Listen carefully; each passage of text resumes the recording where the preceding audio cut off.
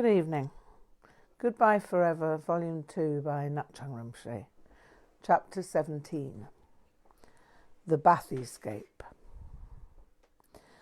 A sad portrait, but it must be provided if debt is to be understood. Mr. Gascoigne. I was never privy to his first name. He was a grey, emotionally ailing lizard somewhere in his early 50s. Encountering him was vaguely like walking onto the set of a 1940s movie, sans glamour. His pale grey suits, he had many of them, had lapels so thin I suspected them of anorexia.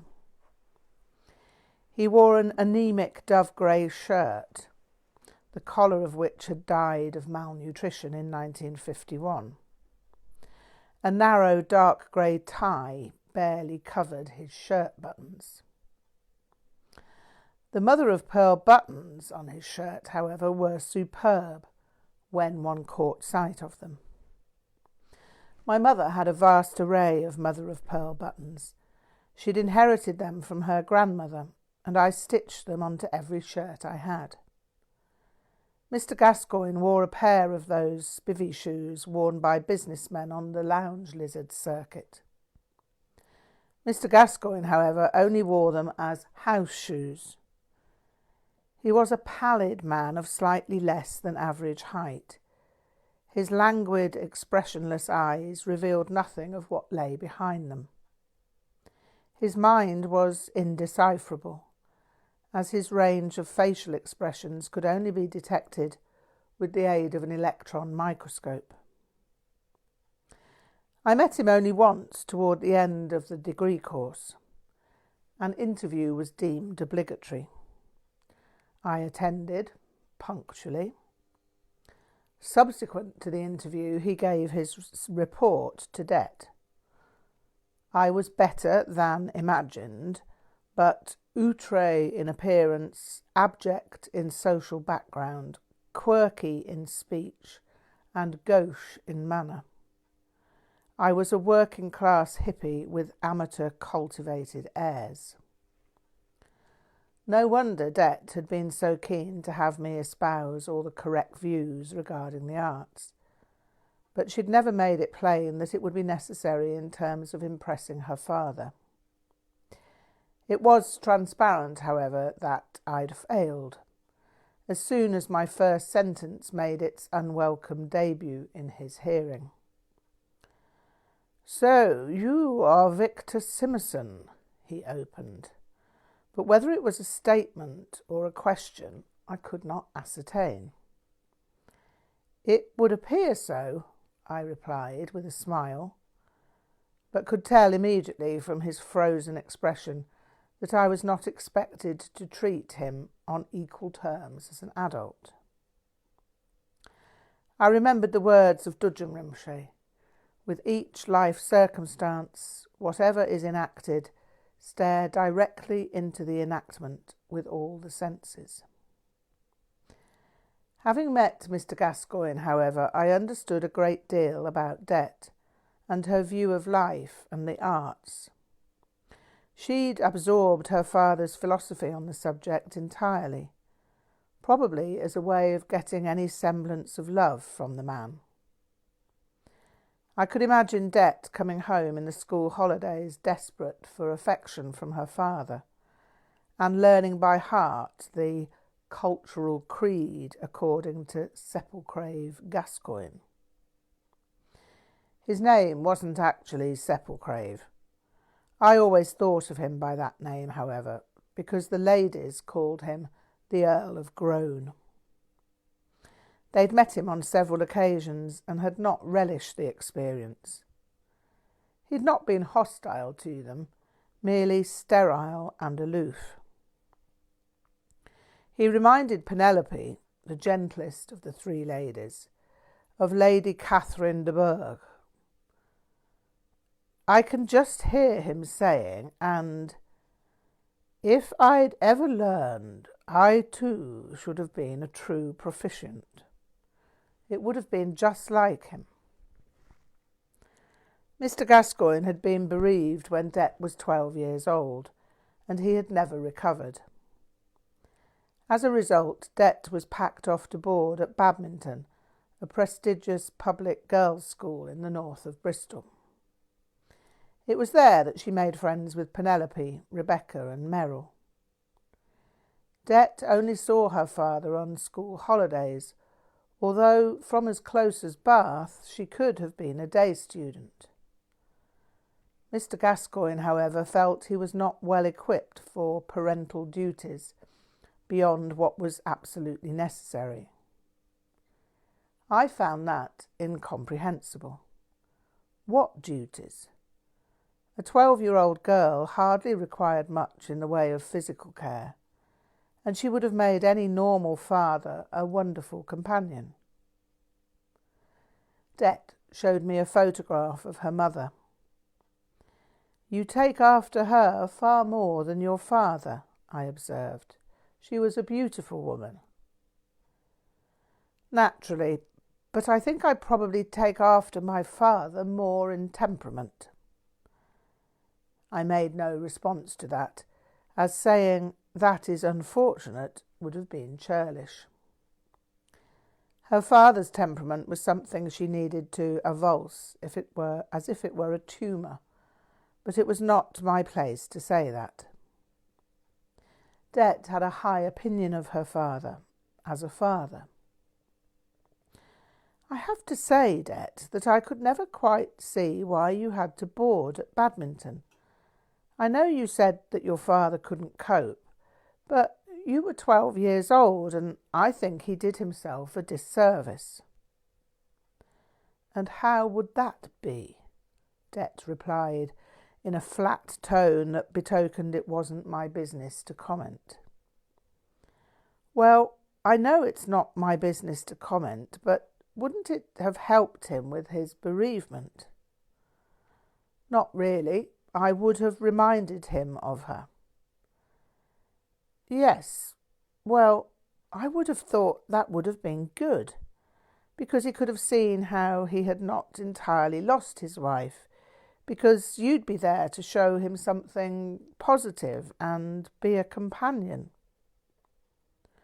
"I wouldn't imagine a 12-year-old girl could be much of a companion." "I've never had a 12-year-old daughter, so I can't say, but there are references in literature, two at least in Anthony Trollope's Chronicles of Barsetshire, that depict wonderful relationships between fathers and daughters." "Yes, but they were adult women." "In the books, yes, but they didn't appear out of nowhere as adult daughters. I'm sure Dr. Thorne wouldn't have come down one morning and said, 'Goodness gracious, it appears I have a 21-year-old daughter. Who'd have thought it? Are you called Mary by any chance?'" "Very droll, I'm sure, but I suppose I see what you mean." "I think you survived because you met Penelope, Rebecca and Merrill, but I think your father might have come through it all better if you'd been at home with him. My impression of him is that he once had emotions, but now they're vacuum-sealed inside himself somewhere." "Yes, there's some truth in that, but I think that being a boarder at Badminton was a highly valuable experience. As you say yourself, my relationship with Penelope, Rebecca and Merrill was extremely important at that time, and that couldn't have happened if I'd lived at home." "Yes, and I'd still be living in a bedsit in Chesterfield Road." "So, as you see, it all worked out for the best." Well, yes, I thought, if only you could stop trying to be your father. Was it possible to cure her of that, or was she doomed to become lady-grown? My meeting with Mr. Gascoigne had been brief and meaningless. It wasn't hideous, as my meeting with Lindy Dale's parents had been back in 1968, but it was equally inhuman. Mr. Gascoigne was almost benign in comparison with Brigadier Dale, and I hadn't had to fight for my life as I had done back then. I'd simply been processed. He'd assessed me swiftly and dismissed me. I now have other concerns that require my attention. I wish you goodbye. Claudette will, no doubt, take you home directly. I almost burst out laughing. I almost said, I'm sorry I've taken up so much of your time, but checked myself. I didn't approve of my unexpressed sarcasm, but I was glad, at least, that I hadn't felt compelled to express it. I stood for a while in the kitchen, waiting for Det to appear, and after 5 minutes I noticed Det waving at me from the Rolls-Royce outside the front window, as if I should have known to look for her there. I left by the front door, rather than by the tradesman's entrance through which we'd previously gained admittance, and within seconds I'd swung myself into the passenger seat. Right on cue with the bath escape, Det. Very droll. Bath escape indeed, Det commented with affected solemnity, but then burst out laughing. It was a relief to hear Det laugh about the situation, because it normalised her, if such a word can be used. It wasn't that I needed her to be normal in the average sense, but it certainly felt better when I saw she was not entirely in tune with her father's point of view. He's a lovely gentleman, really, she said, but as you'll never get to know him, you'll never find out. I'm sure you're right. I'm sure that I could say that about my father now. Maybe they should meet. What? Det almost choked. My little joke, Det. It would be like King Kong meets Godzilla. You may not respect your father, but I respect mine. I am jesting, Det, just as you like to jest. I have no wish to detract from your respect for your father, but I don't think it's healthy not to see the things that are comical about parents. And it's not that I have no respect for my father. In fact, now that we get on better, I have a growing appreciation of his better qualities. It takes a lot for a dock worker to gain qualifications in mathematics, engineering and surveying. He became a major, having entered the army as a private soldier, and that is somewhat uncommon. But you wouldn't want to be like him? No, Det, not in some respects at least. But I would like to have his perseverance and tenacity. I'd like to have his massive application to work and ability to learn. All in all, however, I'd like to be like my mother because... Det cut me short. I never had the chance to learn to be like my mother. A silence ensued, after which I said, I'm genuinely sorry about that, Det. And I was, but it was an accidental double entendre. I hoped it had escaped her notice. It had, or seemed to, at least. Then I wondered why I was immediately aware of what I'd said as a double entendre. Nonsense. Of course I knew why. It was what I actually felt. But I felt both aspects of the double entendre. I was genuinely sorry that Det's mother had died, and I was genuinely sorry that Det had not learned to be like her mother rather than her father. It was always impossible to speak as plainly to Det as she did with me without hurting her. Somehow I could never quite bring myself to do that. She could speak plainly and directly to me because she lacked awareness and sensitivity. She felt she had the right to speak her mind. I rarely spoke plainly and directly in terms of giving her feedback, unless it proved absolutely necessary. I'd done so once before, but it had signified the probable end of the relationship. Our relationship should have ended at that point, but Det, for reasons too mysterious to fathom, had not wanted that. I knew Det was highly vulnerable and brittle under her camouflage carapace of sophistication. I knew that we could never have an equal exchange in terms of my being as direct with her as she was with me, but it was my obligation, as the stronger person, to be gentle. The problem with my being gentle in that fashion was that it put me in a parental position of being loving to the child with a proclivity for spitefulness. I only ever commented when she went too far, and it would have been utterly unrealistic not to have reminded her of her manners. She was always aware of my shift in approach at those times, and became pleasant.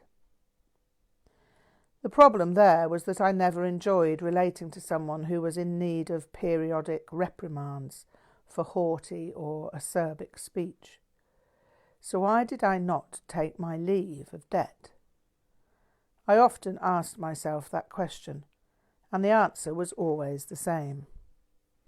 The degree show was approaching, and it would have been damaging to Det to bid her adieu at such a critical time.